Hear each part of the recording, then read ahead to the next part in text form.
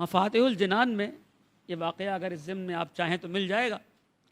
وہ یہ کہ آقا رشتی فرماتے ہیں کہ میں ایک سفر پہ جو حج کے سفر پہ جانا چاہ رہا تھا، لیکن مجھے یہ تقریباً 1280 کا واقعہ ہے ہجری قمری کا.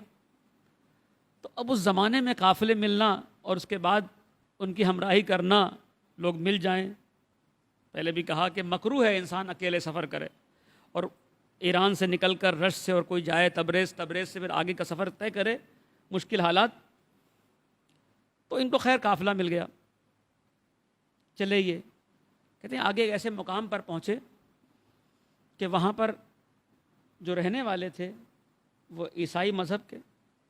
کاروان نے کہا کہ بھائی ہمیں یہاں سے جلدی نکلنا ہے، یہاں کے حالات بھی صحیح نہیں ہیں اور یہاں ہماری کوئی زبان بھی نہیں سمجھتا، ٹرکش بولنے والے، ترکی زبان.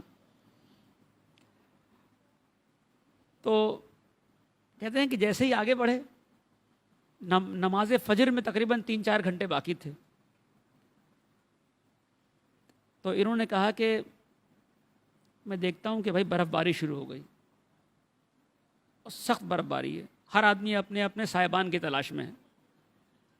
جب برف باری ہوتی ہے تو ویسے بھی سامنے اتنا خاص نظر نہیں آتا، ویژن انسان کا کمزور ہو جاتا ہے، دید انسان کی کم ہو جاتی ہے. کہہ رہے میں نے قافلہ میرا مس ہو گیا اور چھٹ گیا. اب قافلہ چھٹ جانا ان حالات میں آج بھی اگر کوئی ایران عراق جائے اور بیچارہ جیب میں پیسے بھی ہوں، کارڈ بھی رکھا ہو، تو پریشان ہو جاتا ہے. جبکہ ٹریک معلوم ہے کہ یہ کربلا میں راستہ جا رہا ہے، لیکن اپنے نہ ہوں، اپنی زبان بولنے والا نہ ہو، تو آج بھی پریشان ہو جاتا ہے. چہ جائے کہ اس زمانے میں اور کہہ دیا گیا کہ یہ علاقہ سیف نہیں ہے. اس زمانے میں کیسے کیسے راہزن ہوا کرتے تھے. آج بھی ڈاکو کم نہیں ہے، لیکن اس زمانے میں پریشان ہو گئے. اچھا، جو آپ پریشان ہوتے ہیں تو پریشانی میں کوئی کمی نہیں ہوتی، اضافہ ہوتا ہے. کہنے لگے کہ اچھا اب کچھ دیر انتظار کرتے ہیں، کاروان تو چلا گیا ہے، دوبارہ اسی مقام پر جہاں سے چلے تھے چلتے ہیں، شاید کوئی ہمیں اور مل جائے. اسی اسنا میں دیکھتے ہیں کہ ایک سامنے باغ ہے، اس میں ایک شخص بیل یعنی بیلچے کو لیے ہوئے ہے اور درختوں سے برف کو گرا رہا ہے. درختوں سے، پتوں سے وہ برف کو گرا رہا ہے. اچھا، کہا کہ تمہیں کیا ہو گیا، کیوں نہیں جاتے، کیوں رکے ہو؟ کہا میں اپنے قافلے کو، میں جس کا منتظر تھا وہ مس ہو گیا مجھ سے، اور میں گمراہ ہو گیا ہوں، میری راہ ختم ہو گئی، راندہ درگاہ ہو گیا ہوں، سمجھ لیں، راہ ختم ہو گئی، مل نہیں رہی ہے.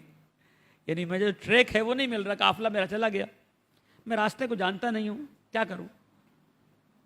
اس شخص نے کہا کہ تم نماز شب کیوں نہیں پڑھتے ہو؟ صلاۃ النافلہ، صلاۃ اللیل. کہا کچھ دیر فجر میں باقی تھی. میں نے کہا اچھا نماز شب، میں نے نماز شب پڑھی. پھر اس شخص نے پوچھا کیوں نہیں گئے؟ کہا مجھے راستہ کہاں معلوم ہے، قافلہ میرے ہاتھ میں نہیں ہے، مجھ سے مس ہو گیا ہے. کہا کہ تم زیارت جامعہ کیوں نہیں پڑھتے؟ اب میں نے سوچا کہ زیارت جامعہ تو میں نے بہت پڑھی ہے، جب بھی میں گیا ہوں اتباط عالیات کی زیارت پہ زیارت جامعہ پڑھتا تھا، لیکن مجھے یاد نہیں ہے. کہتا ہے میں نے پھر گیا اور میں نے پڑھنی شروع کر دی، یاد نہیں ہے اور پڑھ رہا ہے. پڑھنے کے بعد دوبارہ کہا کیوں نہیں گئے؟ اس شخص نے پوچھا کیوں نہیں گئے؟ کہا کہ اب رونے لگے، کیسے جاؤں، راستہ نہیں معلوم ہے. کہا زیارت عاشورہ کیوں نہیں پڑھتے؟ پھر میں نے زیارت عاشورہ پڑھی. پھر اس شخص نے کہا کیوں نہیں گئے؟ کہا پھر وہی جواب کہ میرے پاس قافلہ میں مجھے چھٹ چکا ہے اور میں آگے نہیں جا سکتا. کہا اچھا میں تمہیں لے چلتا ہوں. گھوڑے پر بیٹھے، اپنے بیلچے کو کندھے پہ رکھا، آگے بڑھے.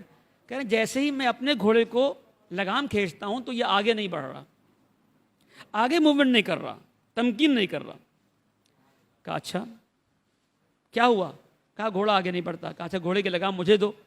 جیسے اس شخص نے لگام پکڑی، وہ گھوڑا رام ہو گیا، چلنے لگا.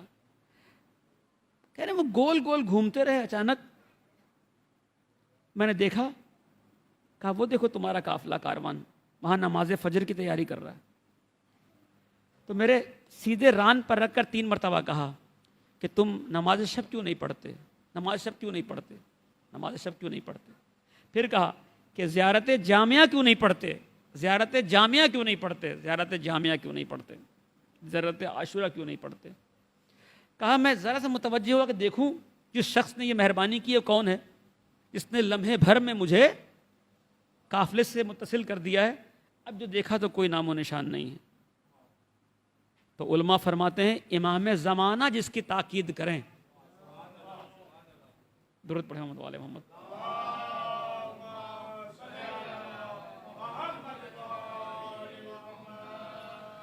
امام زمانہ جس کی تاکید کریں وہ زیارت جامعہ۔